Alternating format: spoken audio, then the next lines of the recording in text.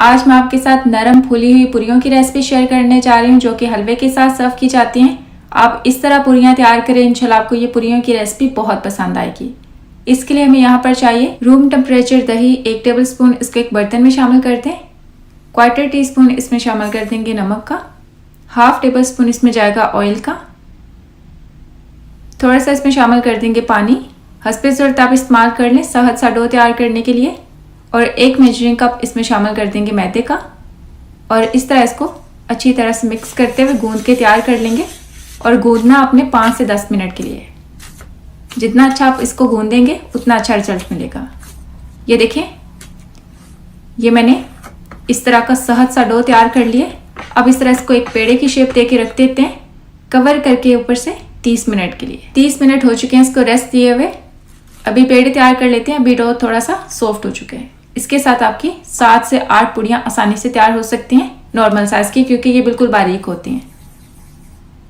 ये देखिए पेड़ा तैयार कर लिए। अब इसी बर्तन को ग्रीस करके सारे पेड़े इसी में रखते जाएंगे और पेड़ों को भी ग्रीस करते जाएं ऑयल के साथ। ऊपर से इनको कवर करके 10 मिनट के लिए छोड़ देंगे रेस्ट देने के लिए। ये देखें 10 मिनट की रेस्ट के बाद अब ये पूरियाँ बेलने के लिए तैयार हो चुकी हैं। पेड़े को सरफेस पे रखते हैं। सरफेस को भी मैंने ऑयल लगाया हुआ है और बेलन को भी ऑयल लगाया हुआ है। इस तरह आपने हल्के हाथों से इसको बेल लेना है। और आप इसको अगर चाहें तो किनारों से पकड़ के थोड़ा सा लंबा भी कर सकते हैं, साइज में थोड़ा सा बड़ा भी कर सकते हैं। सेंटर से नहीं आपने प्रेस करना, साइड से आपने इसको फैलाना है। अब इसको अच्छे हाथ से गर्म ऑयल के अंदर फ्राई कर लेंगे। ऊपर से किसी भी चीज़ की मदद से हल्का सा प्रेस कर लें। ज़्यादा ज़बरदस्ती नहीं करनी इसको फुलाने के लिए, बस हल्के हाथों से प्रेस करना है। और फिर आपने फ़ौरन इसका साइड चेंज कर देना है। तकरीबन 15 से 20 सेकंड लगेंगे पूरी को फूलने में और पकने में। ये देखिए दूसरी साइड को भी थोड़ा सा कलर दे देंगे और इसको निकाल लेते हैं। इसी तरह दूसरी पूरी भी आपको फ्राई करके दिखा देते हैं। इसको साइड पे किसी भी टिश्यू पेपर के ऊपर रखते हैं और इसी तरह इसको फ्राई कर लेते हैं। हल्के हाथों से आपने प्रेस करना है और 10 सेकंड तकरीबन एक साइड को दे दें। थोड़ा सा प्रेस कर लें ताकि अगर फूलती है तो इसको फुला लेते हैं। और फिर साइड चेंज करके दूसरी साइड को भी प्रेस करके थोड़ा सा इसको फुला लेते हैं। ज़्यादा ज़बरदस्ती नहीं करनी, जितना ये फूलती है उतना फुला के इसको निकाल लेंगे। अगर आप इसके साथ कुश्ती करते रहेंगे तो फिर ये अकड़ जाएगी। ये देखिए बस इतना ही कलर इसके ऊपर चाहिए। अब इसको निकाल लेते हैं।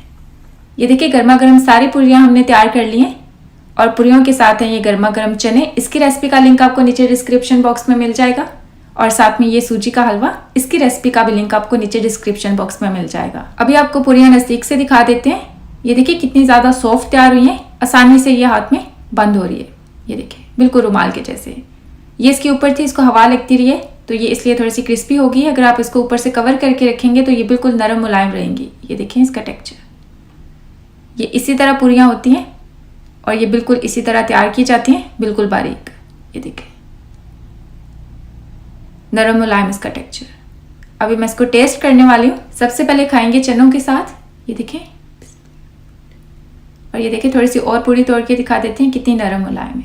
अभी हम खाएंगे हलवे के साथ। हलवे के बगैर पूरी बिल्कुल अधूरी है। इसी तरह आप भी नरम मुलायम पूरियाँ तैयार करें और वीकेंड स्पेशल पे इस तरह का नाश्ता अपने फैमिली फ्रेंड्स के साथ एंजॉय करें।